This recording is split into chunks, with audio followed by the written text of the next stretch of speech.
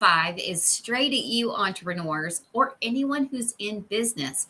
Maybe you go to a job that stresses you out, or maybe you're trying to build with a side hustle, or maybe what some people might consider a side hustle is your main hustle.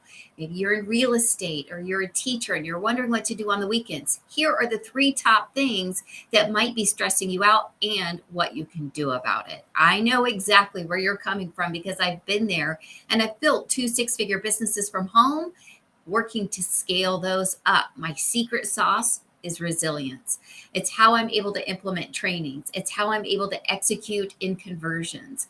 And these things that I'm going to mention might be distracting you from your actual success. And once you can clear them, you're going to be able to fly and soar. The first is financial pressures. Obviously, if you're working on being an entrepreneur, part of that can be a financial stress.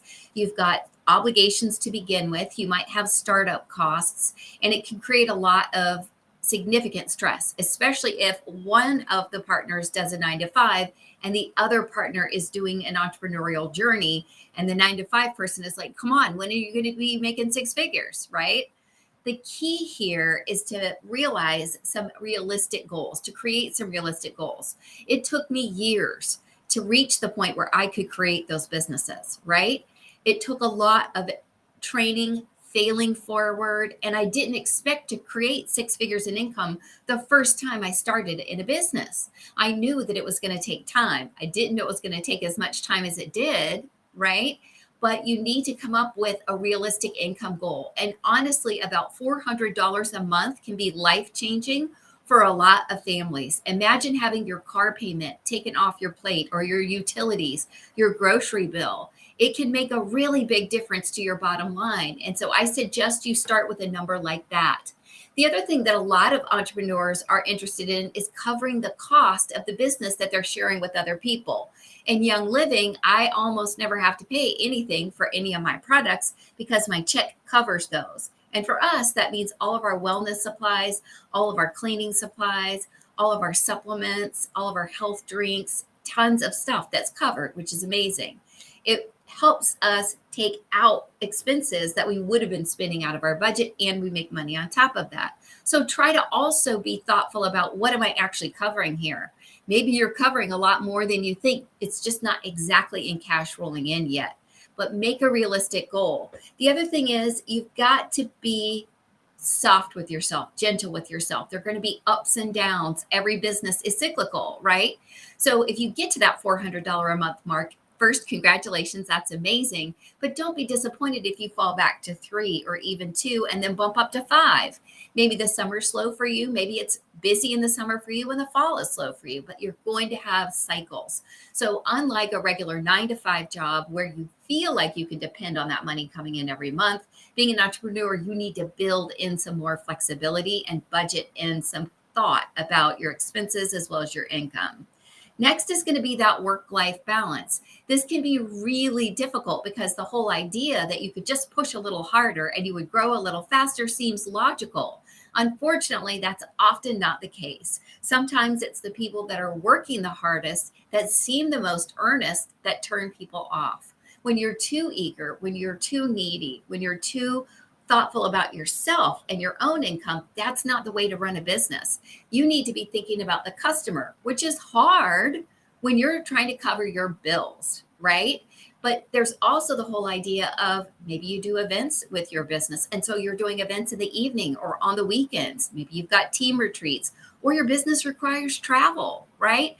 All of this is potentially taking away from the life that you're building this income for. And so my tips to you here are to set office hours, to set a schedule. This is going to help you in a couple of different ways. The first thing it's going to do is it's going to really encourage your consistency. And we all know that's one of the critical aspects of being an entrepreneur. If you decide to do your business 1 month and then take the next 2 months off, you're not going to see the growth or income that you want to see.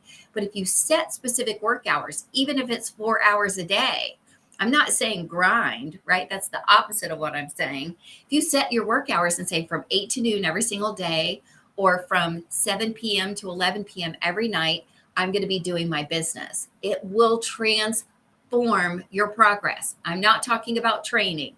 I'm not talking about busy work. I'm not talking about graphics. I'm not talking about all the weeds that some people get lost in. I'm talking about income producing activity, focused work for 4 hours a day. And that's going to change everything for you. The other thing there is that there will be times in your business that are busier. And my advice to you there is to get buy in from the family or the friends or the community that you're working with. Look, you guys know November is the busiest month for me. So in November, I'm going to really need your help here. I'm going to have to hunker down. As my friend likes to say, the laundry fairy won't show up, the dinner fairy won't show up, the movie fairy won't show up. You're going to have to handle these things yourself, but just for a month. And then I'll be back in December and we'll get back to our regular programming.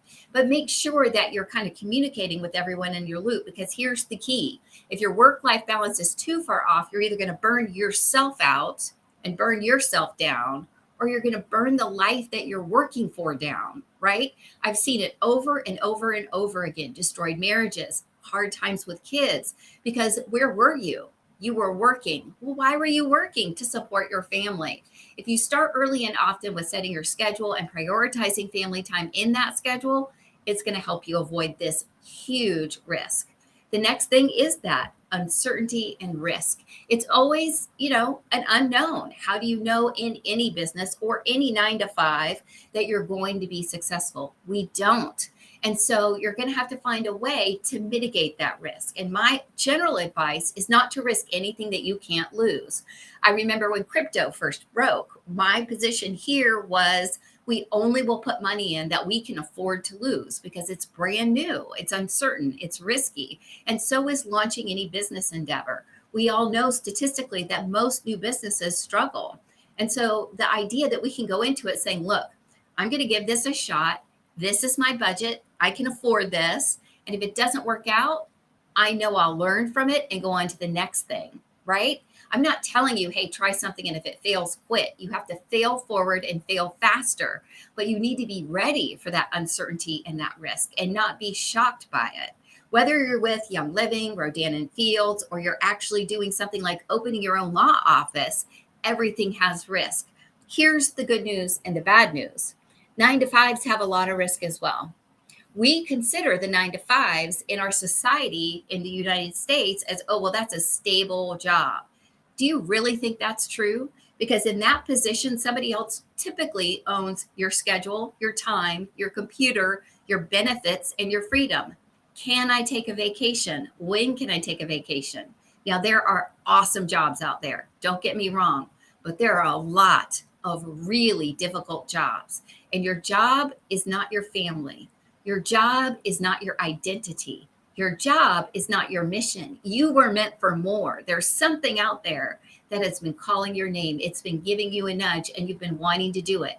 I want you to set up an opportunity where you can walk to that, where you can have risk that is minimized, where you can be ready to have that work-life balance, to be ready for the financial responsibilities, and to mitigate the risk that could be impacting you so you can follow your dream. I'm going to tell you the number one reason I see most entrepreneurs struggling, and the reason I struggled for so long, and that is a lack of resilience. We get into something, we get really excited about it, we get really hyped up about it, and it just doesn't work in the first 3 months, and we are devastated. We see people going on the retreats, on the fancy trips, winning the fancy prizes. Why didn't we?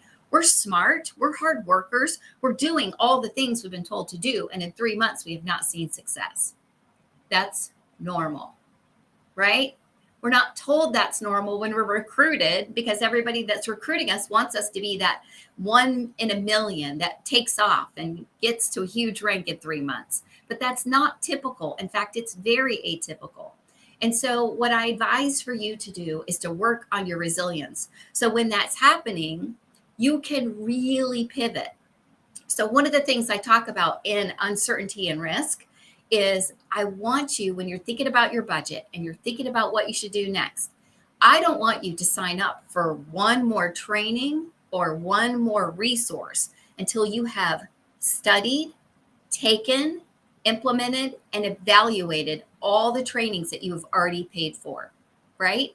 Because the only reason you gave up on those trainings was resilience and burnout as well. You try to train for a little bit and then you think, oh, I can't do that. I got to pop over here and get on top of my reach outs. You've got to stop bouncing back and forth. You've got to mitigate these 3 stresses. And then your business, my friends, is going to soar. I can't wait to see you back here tomorrow, live around 5. I hope you have a great night.